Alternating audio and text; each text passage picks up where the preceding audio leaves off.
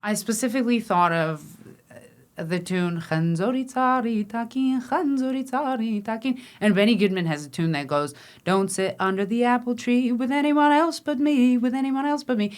So there was just these striking examples where I was like, this is the same song. I guess so when I you're just in thought, love, you want to sit under the apple tree. it's true, the human experience. Yeah. Hello and welcome to another episode of Language Therapy with Dr. K. My guest today is jazz vocalist Lucy Yeghiazaryan. Born in Almaty, Armenia in the early 90s, in the very difficult days after the Soviet collapse, moved to the U.S. at age 12, but not to a well-formed existing Armenian diasporic community like Los Angeles, but to rural New Jersey, where her only bridge to American culture and to the English language was jazz music. We trace Lucy's linguistic and musical journey over time, her identity both as a native of Armenia and a diasporan, and how she straddles those worlds. Join us for a rich and raw conversation on music, on perceptions, on evolving philosophies, and really on shared understandings and principles of how things Armenian should be introduced to the world and the universality of the human experience and the language of music. Lucy Yeghiazaryan, welcome to the podcast. Thank you for having me. I'm going to ask you my usual first question, which is, tell me the story of your life through your languages. So maybe we can start with, what languages were you born into? Yeah, I was born into Armenian, like most of us, I think, but also very heavy Russian influence because both of my parents attended Russian schools under the Soviet system. And also television, when there was television on, was all in Russian when I was a kid. And my mother really liked Russian poetry. You know, she used to recite Pushkin. And so I grew up with like a very cheap version of Russian, which was on TV, but also the literary Russian, which I love. And then later on, I'm moving to the States. English. You were how old? I was 12, so English was brought in then because I didn't speak any when we got here. And then because I'm on the East Coast, we live in a populated area, a little bit of Spanish. I took French in school, but it didn't stick. I think I had trauma from learning English the way I did, and so since then, I haven't learned anything. So those three. So it's interesting, and we were talking earlier about this. My entire academic work and dissertation has been on our generation, which in sociolinguistics we call the 1.5 generation. Okay. So we're in between first-generation immigrants who come as adults and second-generation immigrants who are born here. Interesting. I've never heard the term, but that describes it very well. We straddle both worlds. Yes. So we live enough in the home country to have a formative relationship with it, and linguistically we have the base. Yes. And then we come to the new country young enough to adapt and integrate, and sometimes flawlessly, linguistically. Yeah. We can go accentless. Yes. Actually, in both languages. We're good chameleons. Exactly. Yes, I agree with that. Though I've found it more difficult. You know, the longer I stay in the U.S., the more I give it away when I go home. Yes. But I've also noticed certain environments will push certain dialects out of me. Like, my father is a wood carver. And I was always his apprentice daughter. So he'd take me to the construction sites and whoever was building the furniture. And I noticed early on that there was a roughness in the way the men spoke to each other. And in Armenia, especially guys cutting some piece of wood don't want to take direction from a woman. And I noticed if I changed the dialect, if I spoke more directly and kind of with rougher sounds, they took the direction just fine. And so I figured out ways to how to manipulate the language to fit the scenario. It's so funny. I had a conversation with Arman Nishanyan, actor, singer, a couple of episodes ago, and we talked about, like, particularly Eastern Armenian, which is what we both grew up with in Armenia, has the literary standard, the textbook version, and then what people actually speak, the colloquial. Language. And men have their own colloquial version. Oh, yes. And if as a woman you adopt that code, then they take you seriously. It's true. Language really shifts so much. Oh, yeah. It makes you a different person. It really can change a lot. It's fascinating. So at 12, you come to the U.S., not to an Armenian populated area. No, not at all. We moved to New Jersey, to a very, very rural area, and it was right after 9/11. Oof. There were no immigrant families, no black families. It was, fourth, fifth generation Irish, Italian, with a sprinkling of maybe a Polish person. It was very, very, very isolated. And people made it very clear that they didn't want us there. So it was an interesting experience. But I always say that I'm really glad it was Jersey, that part of Jersey, instead of New York, because I think New York City would have given me a false idea about the realities of America. Very interesting point. But it was a beautiful place.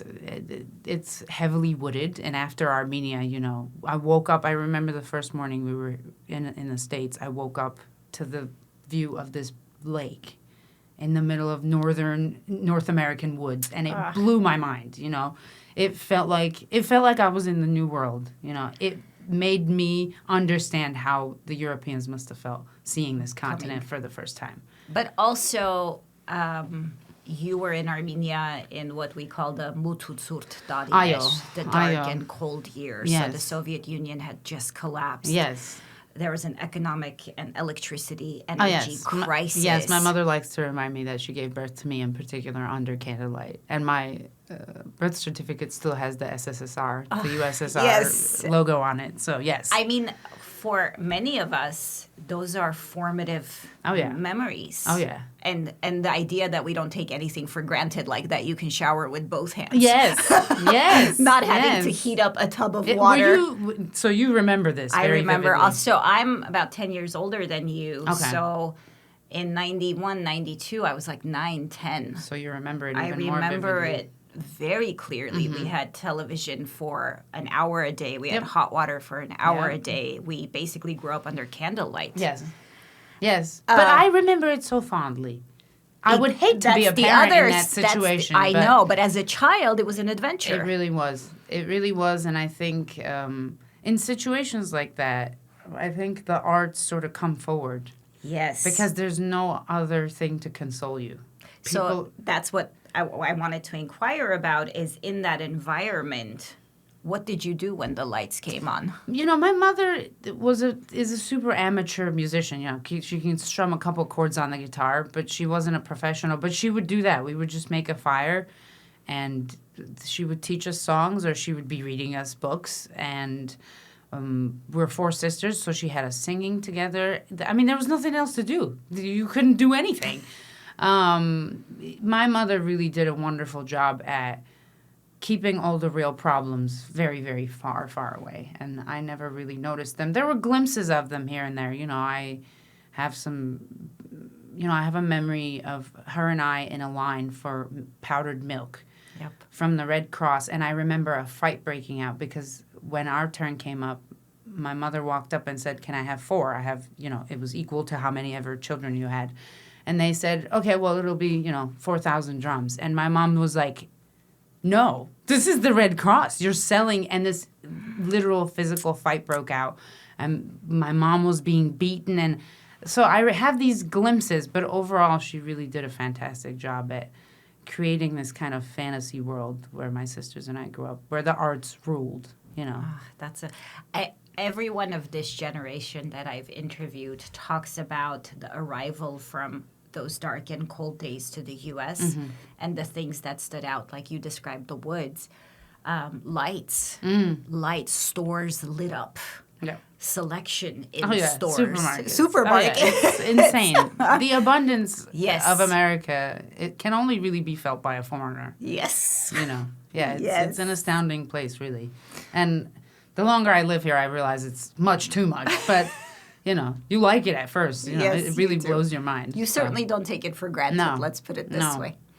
I was reading some of your interviews, and in one of them, you described jazz as your first American language.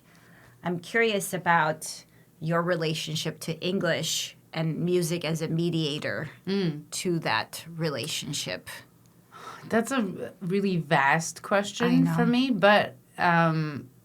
yeah, I mean, jazz music ended up being the only familiar thing when we moved here because I didn't speak the English, but I knew a couple of jazz standards from old records.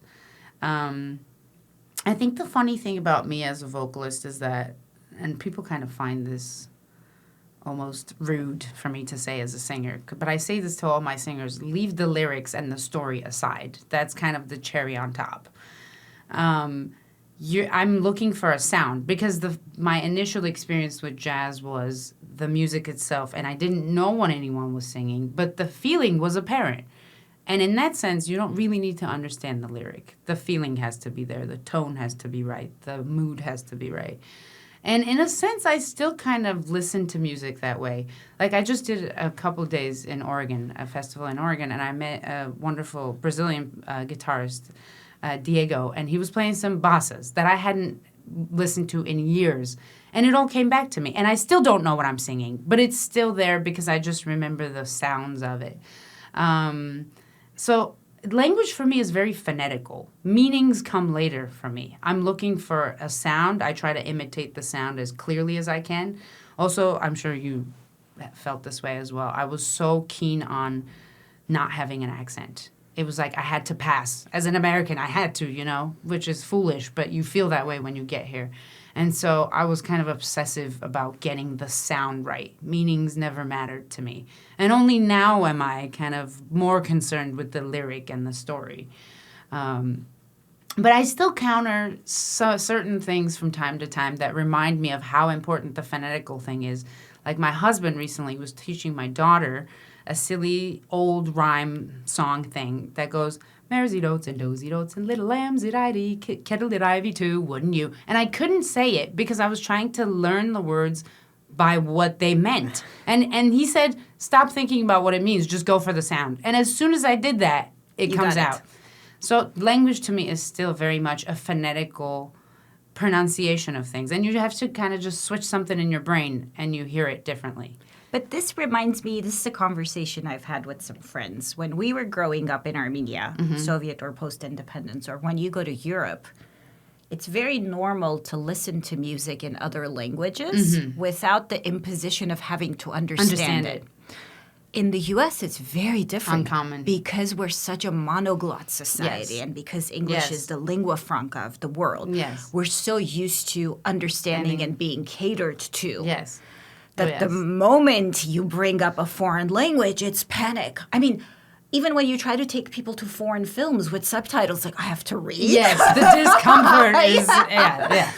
That's true. And so I remember coming from Armenia and having been exposed to Greek music, Russian music, French music, Spanish music, and some of it we understood, some of it we didn't, and it didn't bother us. Yes. You make an interesting point. I've never thought about that the discomfort, they view it as discomfort, but for all of us, it's kind of, you go for the feeling. And we sang along. Yes, it didn't matter. Yes, you didn't need to know what. You could sing a whole song in a foreign language yes. without necessarily understanding it, but enjoying it nonetheless. Yes. And I've carried that through. And again, I think the lyrical, interpretation is somewhat new for me, even though I've been speaking the language for over 20 years now. It's so interesting. Yeah. I also, coming back to your wanting to pass, wanting to fit in. I mean, we moved to LA, to Glendale in 92, where everyone was Armenian. We lived in an apartment complex of 20 plus units. There was one Mexican family. The rest were not only Armenian, they had just come, like us. Wow. We played all the games we played in Armenia. That is insane. And so there was no culture shock. The biggest culture shock for me was walking into a class and having an American teacher greet me in Armenian. Because they had... That's insane. I can't imagine that. That is such a different experience. The coasts are... But still, I wanted to pass. Still, I got the message that blonde and blue-eyed was what was valued. I remember in middle school and high school really resenting the Armenian aspect and language being one way of showing them. Like I was doing Shakespeare on stage. Yes. And then in college, I was like, wait a minute.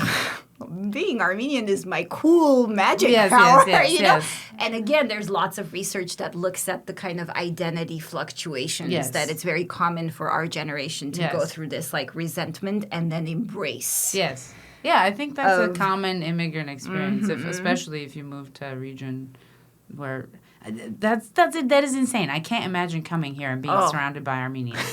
That is insane. I mean, my sister and I, at times I am sad because there's so few Armenians in New York, but my sister and I thoroughly enjoy walking down the street saying whatever is on your mind out loud because nobody understands the word you're saying. So you cannot do that here. Armenian that is wild. Is not a secret language. And mind you, it's not only the other Armenians. There are non-Armenians now in LA. That know what you're saying. You better Armenian, look out. or half Armenians Yeah. or quarter Armenians Yeah. that you may not deem. Yes. Like your arm or radar may not mark them immediately as Armenian. Both have their pros and cons, though in a way that makes me feel even more isolated. Like I haven't properly joined the diaspora. I feel like I'm still floating.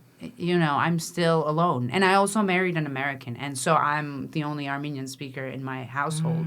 I'm trying to make my daughter the next one so that we can, talk behind his back. But it's a very isolating experience for me. So what do the language dynamics in your home look like today? There's heavy Armenian. I mean, my husband, knows how to count, is doing the best he can with letters and things. But it's difficult for anyone who marries a non-Armenian. It feels foolish to be speaking a non-familiar language in such a familial, cozy environment. But I've noticed with my daughter that she will again phonetically go for the easier word, because she knows everything in both languages, but she'll choose the easier language, which is interesting for me and makes sense. And I don't force her to say it in Armenian just because it's in Armenian. As long as I know she understands, that's all I'm concerned about. But is it phonetic ease or is it cues about what is the more prestigious or widespread or acceptable language? Because she obviously, how old is she? She's 1.5. Because they Almost 2. figure out at some point that the rest of the world speaks English. Yes. There's a part of that too. Yeah. I can sense in her that, she's like, are you crazy? What are you talking to me? No one else is speaking this. That's true. She is noticing that English is acceptable and this whatever this thing is that mom is speaking is not. However, I'm doing my best to make other associations. Like I sing predominantly in Armenian to her. So she'll... as soon as she hears she'll sing in Armenian without thinking about it. Not necessarily speak it, though. So that's, I think, that all of the bilingual research shows that children build associations based on language. So if she associates Armenian as mama's language, then the things I love to do with mama are in Armenian. And then with I gotta Papa, get better with that. It's that. Yeah. Because I've heard this before too, that Armenian is a very hard language compared to English.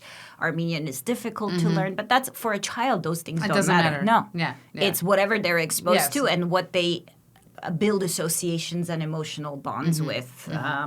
So in our house, it's the reverse. My husband plays the guitar and sings. Okay. And he came much later. He's a first-generation immigrant. He Okay. came as an adult. So the bond with him and the kids is we sing with Papa in Armenian.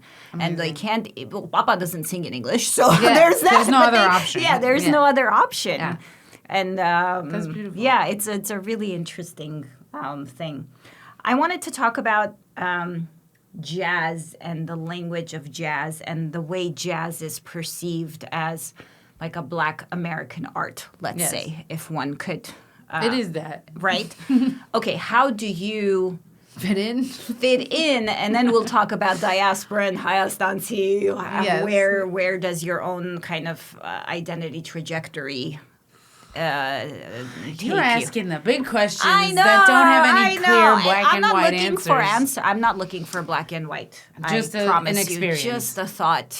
I mean, it's difficult. The jazz world is difficult to maneuver because it encompasses so much of American history that people don't like to think about. It's just such a glaring example of what has gone wrong and what has gone right in this country. It's like, here's this beautiful thing that Black Americans have created that, in my opinion, is actually the best American export we have, you know.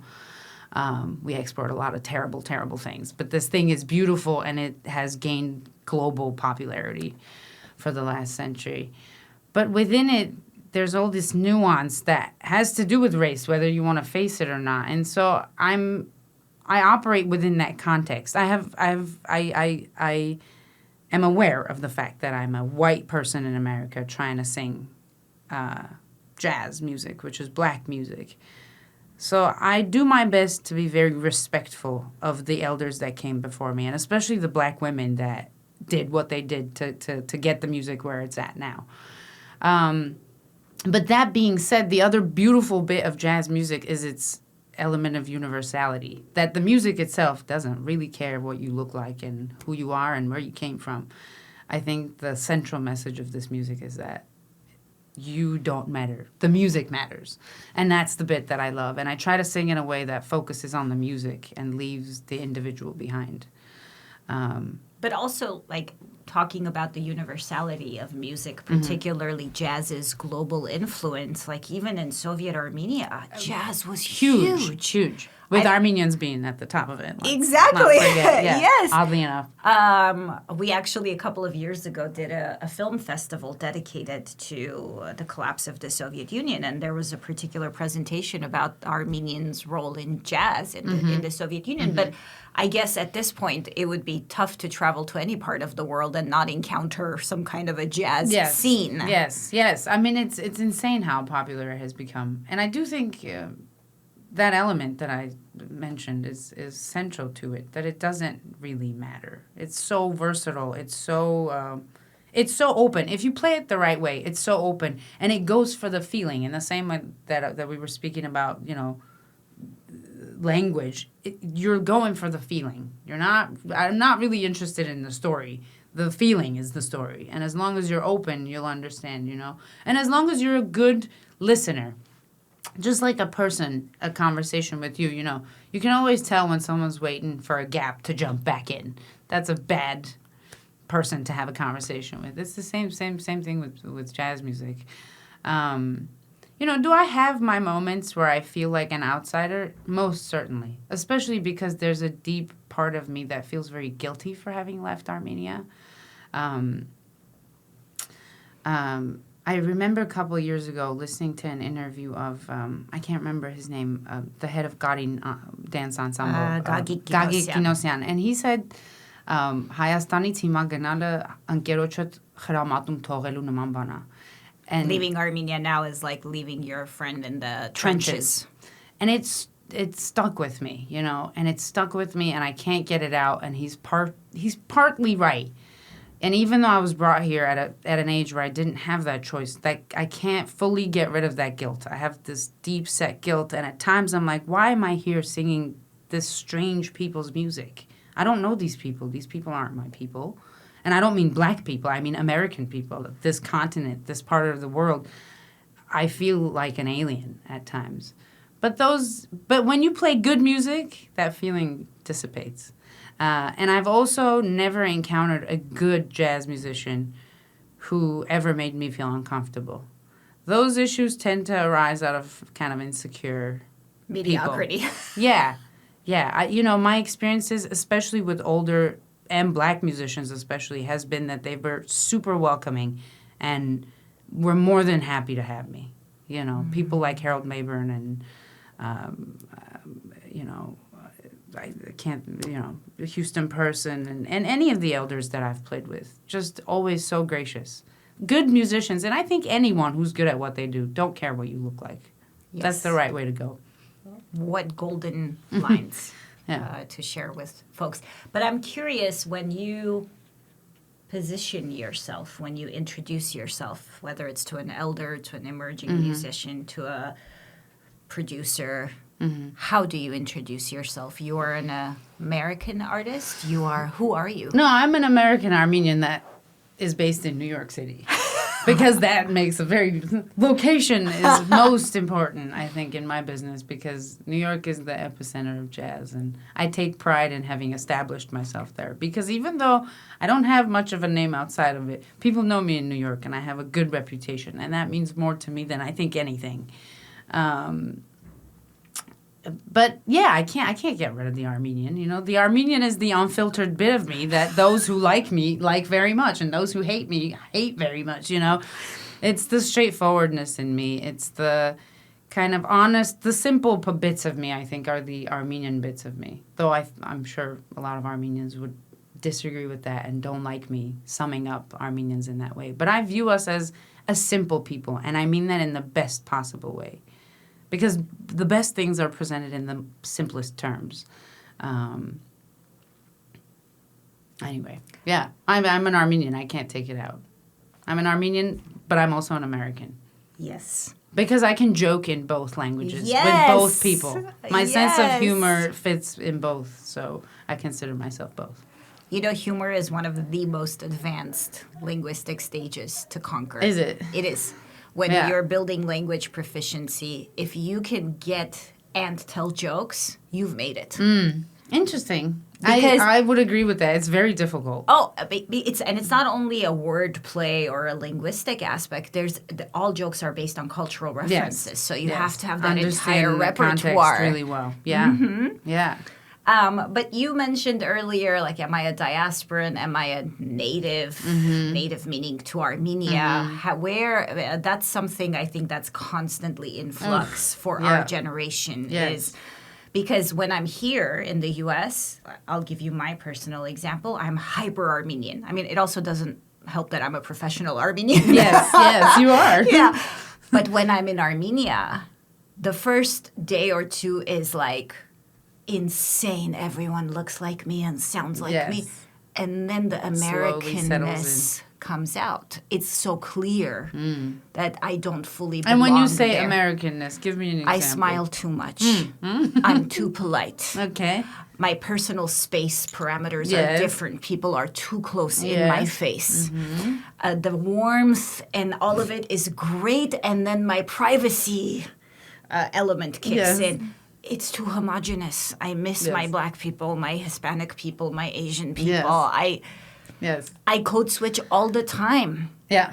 Armenian is no longer a secret language to discipline my kid with. I can't be like, Amotasus Mana. Yes. Wow. I didn't think of that one. I don't have that experience yet. So it's very clear that this is home too for me. Yes. But that's home too. So I feel the same. I'm the hyphen in between. I'm not one or the other. I'm both. Yes. And at times it's hard to be both. It is. Though that's the best way to be in all things, I think. You know, the golden middles are difficult places to be. Yes. But it's kind of the only route. The only thing that upsets me at times is that it wasn't necessarily a choice. But I don't know who I'm mad at. Because I'm very happy my parents brought me here. But I just have this inner conflict that makes it difficult to settle right in the middle. And it's not always in the middle. Sometimes you're... Yes. But we spoke briefly about a recent album that I put out called Beside the Golden Door. And I got the title from the inscription on the Statue of Liberty, which starts with the very known, give me your tire. Da, da, but it ends with a phrase that goes something like, I hold the light beside the golden door. And that last line always struck me because you have this feeling, or at least I had this feeling when I came here, that you're going to walk through that door and you're going to become American and, the past will suddenly disappear.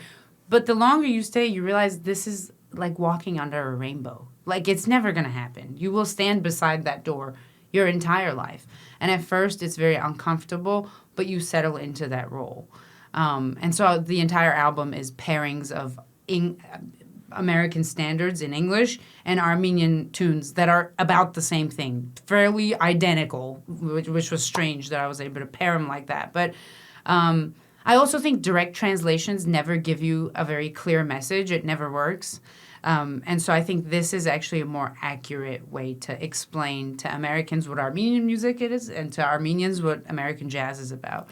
But as far as your question goes, I feel like I'm still standing beside that rainbow. I'm not turning into a boy or a girl. I'm just standing beside the rainbow because you can't go under it. It's an impossible thing to shed it completely. I agree. And I think when you get to a point that you realize it's okay not to shed it. Yes, that's when you're at peace. Yes. Yeah, I still have, I think I'm still fighting it here and there, especially when I go back home. When did you go back first?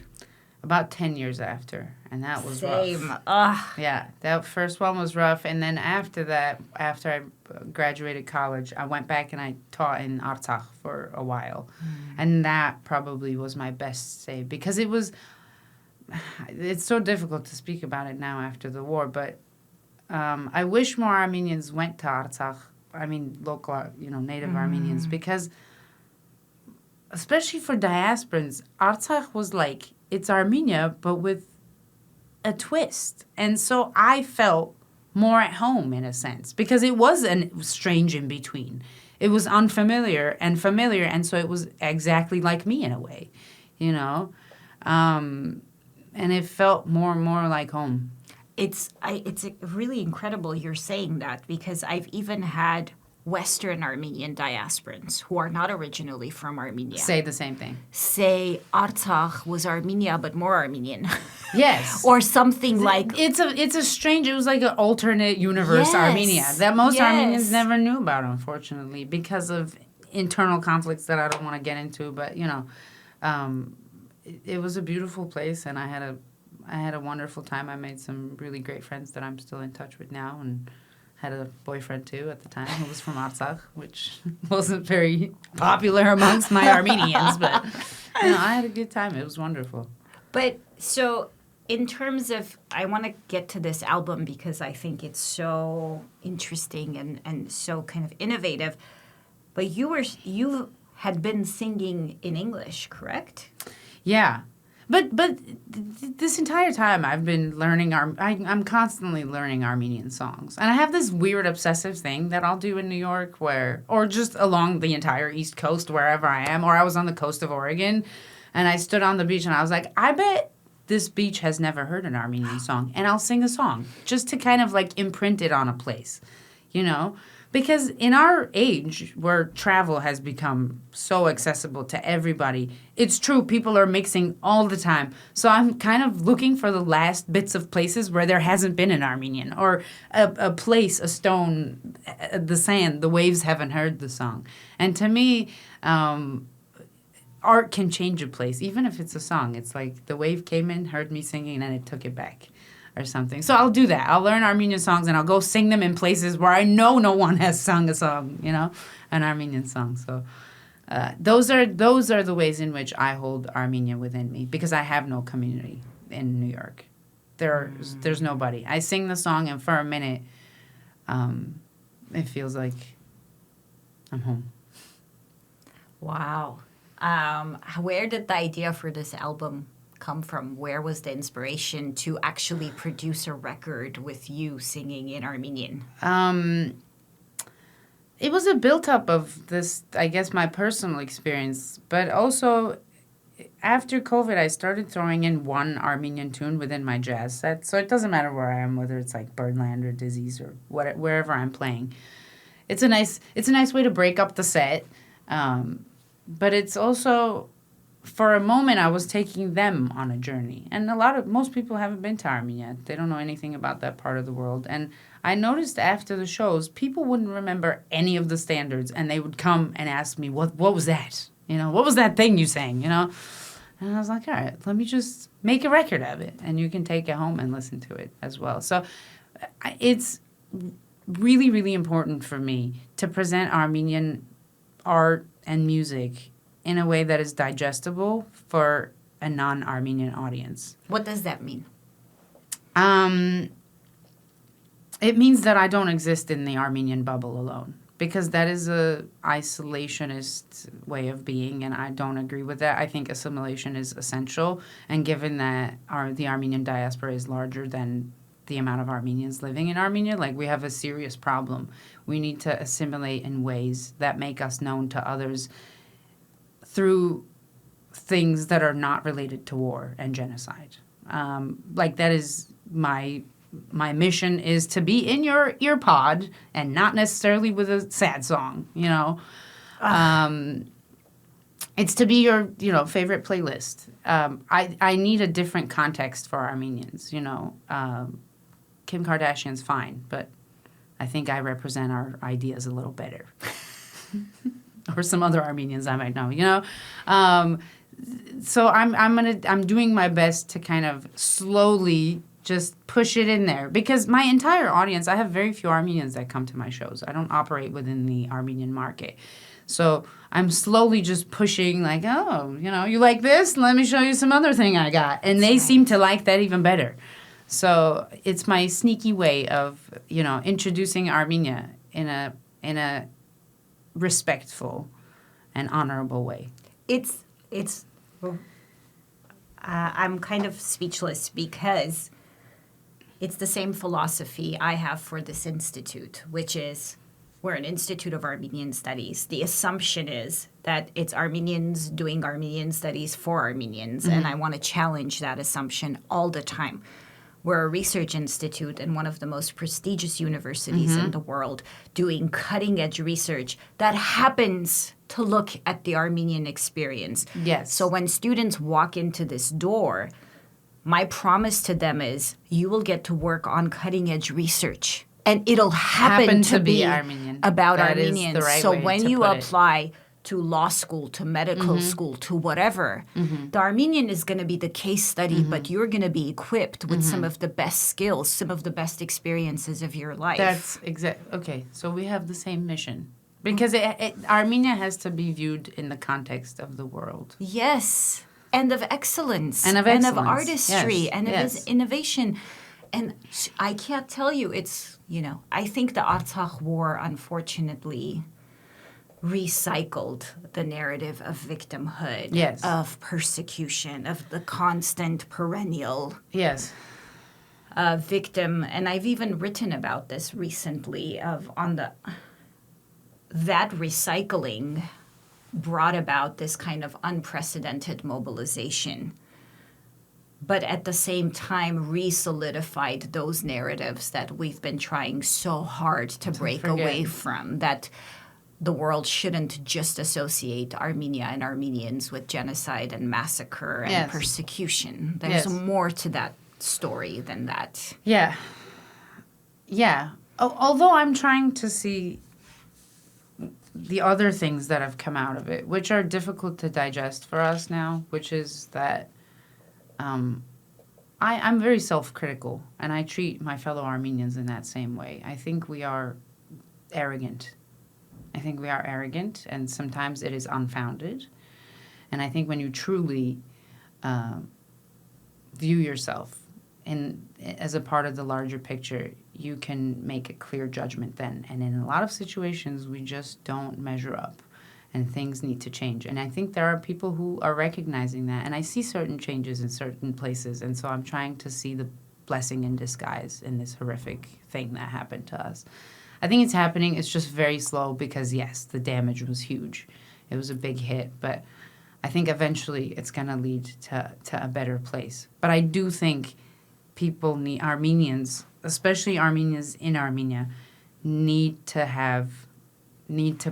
take the blinders off and recognize the shortcomings and fix things. We have a lot of fixing to do. And I think you're right. Some people do, but some people are still grieving. It's of still course, very of raw. course. It's also easier for us to say. It is. As much as you and I hurt, you and I don't No. live there. We No, don't we live. don't. We didn't live that experience. And it wasn't our brothers No. and our fathers Yes. and our boyfriends Yes. and our Yes. husbands. Yes. So I feel foolish saying it. Yes. As we Armenians say. Yeah, we're speaking coming from from a warm place. Yes. A cozy place. But if you don't want this to end, we got to, you got to get up and go. You got to get up and go. And I think we're going to do it. It's just going to take a minute. Yeah. Yeah. And in that minute, it's interesting how we diasporans react. All the interesting things that have come up, and the arts have been a particularly rich field for. I mean, I've seen Armenians who had rejected, resented, put away, of all generations, not just 1.5, third, fourth, half, quarter, eighth, reawaken. Yes. To their Armenianness, Yes. and find a way to contribute. And if they don't have a direct contact with Armenia, with the state, with the land, whatever, the arts have become their way. So when I was thinking about your album with the pairings, I thought, what an how did you even think of it? I don't know. I'm not sure. I think you... was this something that had been marinating for a while, and then you were like, No. okay, it's time? No. During COVID, because I had no work and, I was really broke and had to pay rent, I started writing grants for various different projects. And there was one particular one for American chamber music that was... I don't know what their specifications were, but I thought of this as fitting the immigrant experience really well. So I came up with this idea, and I really didn't think they would give it to me. It was a little too complex and strange. But they went for it. And I'd been playing with a good friend of mine, Eric Zolan, for years and years. Just Armenian folk stuff, not with any specific purpose in mind. But I specifically thought of the tune Khanzori Tsari Takin, Khanzori Tsari Takin. And Benny Goodman has a tune that goes, don't sit under the apple tree with anyone else but me, with anyone else but me. So there was just these striking examples where I was like, this is the same song. I guess so when you're in love, you want to sit under the apple tree. It's true. The human experience. Yeah. That's another part of why I like jazz. The standards are... The human experience is the same. Doesn't matter where you are. Everybody knows what you're talking about. And so it was. If I hadn't gotten the grant, I wouldn't have been able to do it. But it just fit the immigrant criteria really well, and they went for it. So you paired Armenian folk songs with jazz standards that have similar themes. That have a similar story. Yes. So Yet Dari Tarlanas with Lover Come Back. The one I mentioned, Summertime, and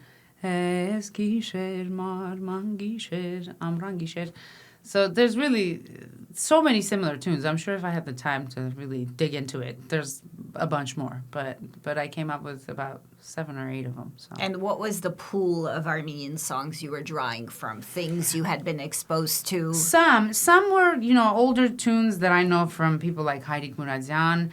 But then... Artur Ispiryan, who I met a couple of years ago, showed me this great resource, if anyone's into Armenian music, called the Armenian Radio Archives.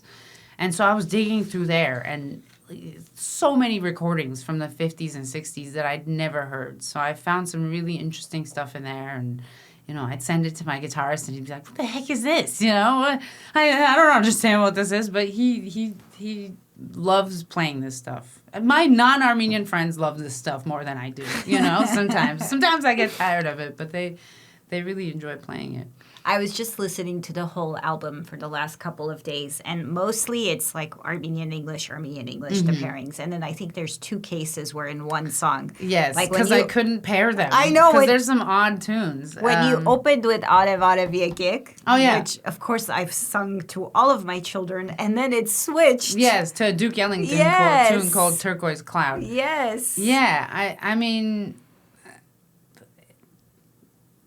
People are the same. It's a chant from our childhood, right? Just a silly old tune. And then, of all people, one of the greatest composers in American history writes a song about a turquoise cloud. I actually wrote the lyrics to that, so I kind of fit it more with the theme, but because he just has a melody on it. But I love that. I love the universality of music, and I think, especially nowadays, both in Armenia, but especially in America, artists are doing the opposite. They make music that's divisive. That it's about how I'm different than you, and you go do that and I do this and I'm all this and you're nothing. And I don't like that divisiveness in it. I think that's too easy. I can see the differences way more easily than the similarities. You know, it takes a little more insight and calm and peace to see the similarities. But once you do, you see that it's everywhere. You can't unsee it. Yeah. I want to talk about something you said earlier, which is translation and the insufficiency of translating. Yes. Have you toyed with it, translating Armenian tunes, vice versa? Do you I have not. write or compose? And do you translate yourself in that? Like, I'm curious about your thoughts on translation writ large. Oof. I don't think it works. I don't think translation works. Though, you know, I've read, like, I haven't read Dostoevsky in Russian. I'm not going to lie. I've read it in English and I loved it. So I think it's different with prose. But if we're talking about, you know, poetry doesn't translate well, which I sing poetry and it just doesn't translate well. I'm actually currently working on a couple of tunes with a wonderful pianist, Martin from Hayastan. And we put out a tune called Huis, and it was with words with Tumanyan. And he just sent me another track 2 days ago with Sevak, a poem from Sevak. So I leave that to the masters. I mean, these people know how to put words together, and I know how to sing them. And Martin knows how to compose. So we've kind of been slowly working on a project. But I want to include a tune that I'm working on now on that album, which will be in Armenian, which I find difficult to write in because I speak colloquial Armenian. I don't speak proper Armenian. But I want the tune to be very honest because it's about... Let me give you a little synopsis. Please, tell me. It's a woman, and she's flying. And she's flying. It's a dream. She's having a dream. She's flying, and she's flying over some fields. Things start looking somewhat familiar, and she flies down, and she sees a figure. There's a figure. There's children running around, and she gets closer and closer and closer, and it's her. She sees herself. And the two women start speaking, you know, and she says, "This is my house." And she says, "No, this is my house." She says, "No, this is my house. What are you talking about, right?" And then they realize, like, I am you, but one is the you that stayed and one is the me that left. And the tune ends with Ernekkez, Ernekkez, Ernekkez. You know, I wish I were you. The grass is greener on the other side, you know, the human condition. So I experiment here and there. So we'll see if I'll release it on this album. But it's difficult to have good control of a language because, like you were saying about humor, because I'm so removed from Armenian day-to-day life, I think I'm missing some things here and there, you know. And then whatever I'm getting from Armenia is the proper Armenian, spoken very softly by women that I feel so distant from. I listen to it and it feels like a foreigner's language. I don't know what that is. Yes, but Mm-hmm. I just had a linguist, in my assessment, the greatest living linguist of our time here for 8 weeks. Okay. And we sat in this very studio for hours and hours recording about a dozen podcast episodes about the most pressing issues around the Armenian language, one of them being colloquial and literary. Mm-hmm. There's no question about the need and beauty of the literary language. Mm-hmm, mm-hmm. But that is an artificial language that lives in textbooks and is heard across podiums. Yes. We all live our day-to-day life in colloquial Armenian. So if you are trying to be honest and express some kind of a universal human experience... You can't possibly write it in the... Yeah, and I actually find that our best writers sort of right in between the two. Exactly. And that's why it works. And including Tumanyan and Hakhverdian. And do you know how much criticism Tumanyan faced for using S and N? I didn't know that. Yeah. But that's ridiculous. I know. And as I was listening to the folk songs in your album, the Armenian ones, I kept thinking there's so many dialectal and colloquial forms, which is what give it the hamuhot. Yes. Right? The flavor.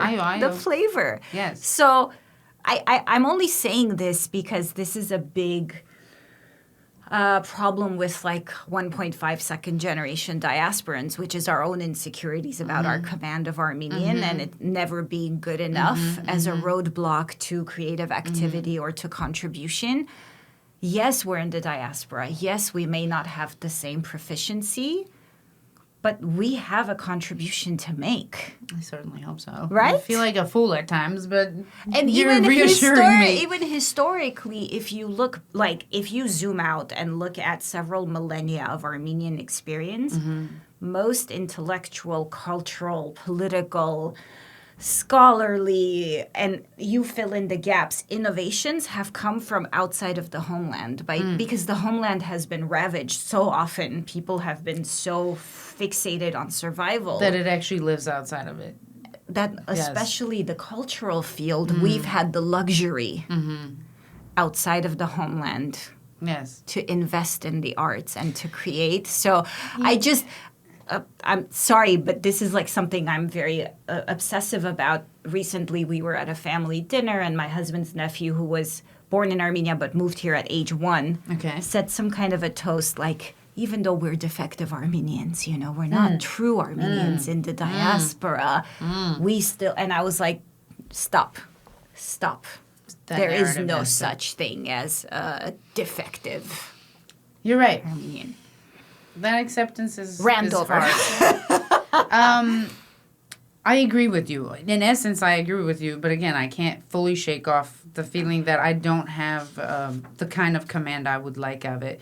In fact, I think it's kind of just a lack of vocabulary. I don't necessarily think I need to conjugate properly. But because I don't live in it, I can't express difficult, more complex ideas in Armenian the way I would like to. But it doesn't matter. You're right. And language has a way of shape-shifting with people that use it. Actually, you reminded me, years ago in college, I took 2 years of Arabic, which did nothing because it's so hard. But I remember my teacher specifically saying that the golden age of Arabic poetry came about when the Arabs took over the Persian Empire. And the Persians, who couldn't really have a good command of it, kind of manipulated it to fit it. And that's when it kind of erupted and bloomed into what it is. Yes. So it's true. Sometimes outsiders kind of have a more, strangely enough, honest, clearer idea of it. Yeah, I certainly do out of kind of necessity. I can't. I just don't. I don't have the command. I don't have it. So. Yes, but that's not a static state. One that can always shift. You can pack up and move to Armenia. Next month, and your linguistic profile will completely switch, or you can decide to invest and so on. I think that's another important point to make is these things are constantly moving, shifting and moving. I'm curious what folks make of you in Armenia, of you as a jazz vocalist, you as an artist. I think I have a very small but very committed following in Armenia. Again, those who like me very much, and vice versa. There's not a huge actual straight-ahead jazz market in Armenia. And when I say straight-ahead, I'm talking about, like, specifically the type of jazz that's played on the East Coast in New York. That's a very specific thing. And not a lot of people are into it to begin with, and not a lot of Armenians are into it. And Armenians also have this tendency to only accept you once the outsiders have accepted you. People like Tigran Hamasyan, I don't think Armenians would be listening to him unless Europe was like, hail Tigran, Or System of a Down. Or System of a Down, if it wasn't accepted by others, which is an unfortunate truth about a lot of places. But, so I think because there's not a huge straight-ahead jazz market, I don't have a massive following. But again, those who like me. And a lot of folk singers who I like, Petakan Yeghiazaryan, who I'm in contact with constantly, are always telling me how shocked they are at how real the thing sounds when I do sing Armenian. And I'm always surprised, and I'm so happy to hear that I've kind of caught the essence of the thing without necessarily having been there. But, I haven't had too many experiences, but the few experiences that I have had with music that really affected me were so strong that it stuck with me. I was telling a friend of mine, I remember the first time I heard Hayrik Muradyan was when I went back to Artsakh, and my dad mentioned him in passing, and I said, who's that? I've never heard of him. And I put on a recording, and I was weeping in my yard, And that man, I think more than any singer, really, even jazz singer, his singing has, seeped into me. I want that sound. I'm obsessed with that sound because he, to me, sounds like whatever people were doing sitting around a fire. And I am in general obsessed with that idea of like gathering a crowd around the fire, you know. That's why I like Hestia. The Greeks used to worship the fire for a reason. And so I think as a singer, especially as a female singer, you have an element of sorcery involved. Yes. And if you do it the right way, you can really kind of make the outside disappear, and all you have is just this tiny little ball of fire. And you know, I like that feeling. And more than any other singer, Hayrik Muradyan has that sound. And I hear the ancient woman in the cave singing when I hear him. And I like that. I'm curious. You're bringing up a lot of childhood associations. We grew up with a couple of fairy tale books. I'm sure you've read the same. And what's been imprinted in me, if you remember, there's a lot of fairy tales or folk tales where there's a group of people traveling, and then they find a storyteller, and it's a woman. Yes. Whom they invite and treat with such respect, and they sit around Times the were fire, different, and they sit around the fire, and she transports them. Yes. Yes, I mean, that is the ancient gathering place, is the fire, right? It's to ward off all the evils of the world. It's where you gather to have a moment of peace, to cook your food and hear a story and hear a song. And forget your momentary reality. Yes, yes. I mean, really, you know, the famous Art Blakey quote, right? We play music that washes away the everyday dust. Yeah, music should feel like that. You should, you know, in simpler terms, I always tell my students, when you open your mouth, the audience should feel like they just got in a warm bath. It should feel very relaxing. If you're creating the opposite feeling, like you're trying really hard and this is so hard, don't. Just stop, you know. You need to do something very difficult, but make it look extremely easy. That's a master. The truth about mastering anything? Yeah, anything. Is to make it look effortless. Yes. Yeah. Yeah. Okay. As a closing question, what's next for Lucy Yeghiazaryan? I know you're playing in our part of town. I am. I'll be here in February 13th, the day before Valentine's Day. If you don't have plans, it's perfect. I'm doing a concert that's sort of an album release for an album I'm recording next week. I know, and I'll be at the Alex Theater. So I hope to see all of you there. But the album is a collection of tunes that's, you know, they're love songs, but it also kind of has a humorous take on love. You need a good sense of humor to get through all of it. And it has some really, really wonderful players on there. Kenny and Peter Washington and Benny Green and my husband, Grant Stewart, and Bruce Harris on trumpet. So it's a big band. I'm really excited. It's definitely New York jazz, but for the Alex concert, I'll definitely be covering some Armenian stuff as well. I was going to ask. Oh, yeah. I accommodate. Yeah. And after that? I mean, in 5 years, 10 years. In 5 years, 10 years. I bought land in Armenia, in Markahovit, and I plan on building a house there. That's what I want. I plan on building a little house in the village. Like I said, I'm really, really keen on presenting our music to a wider audience. And even if it's not our music, you know, I think... Even though I'm not a fusion artist, I don't take Armenian folk tunes and play them with a jazz combo. I think my style of singing is very much in the Eastern style of singing. It's open. You know, it's meant to be heard from a mountaintop. And so I think even when I'm singing jazz, you can kind of hear that within there. So I want to, like, present that bit, our good bits. I want to try to present the Lav Hamov Gatornere, our good bits to a larger audience that can feel the space and the love and the abundance of Armenia. That is, at first sight, might not seem as abundant as an American supermarket, but it's an abundance in spirit, you know? So that's what I want to get across. I love it. I couldn't think of a better note to end on.